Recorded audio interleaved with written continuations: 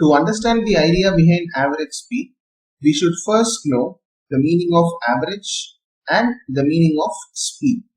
So how is average calculated? We first find out the sum of all the given terms and then we divide it by the total number of terms, right? Similarly, how do we calculate speed? We already know that speed is given by the distance traveled by an object divided by the time taken by the object to travel the particular distance, right? Now, the average speed is going to be just a merger of these two ideas. In general, average speed is calculated by finding the total distance traveled divided by the total time taken for the travel. That's it. Now we know what is average speed, and the average speed is given by the total distance divided by the total time taken, right?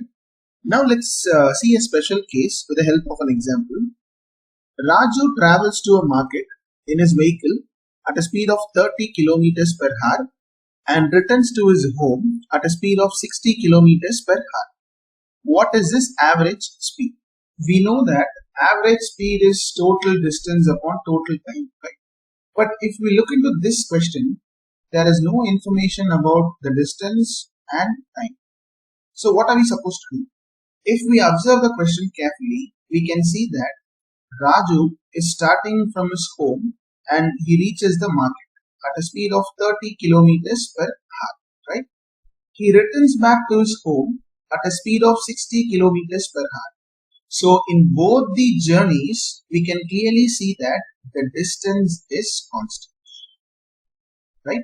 So whenever there is a question based on average speed and if it falls under the case where the distance is constant, we can use a simple trick for finding the average speed, which goes by 2s1 s2 divided by s1 plus s2.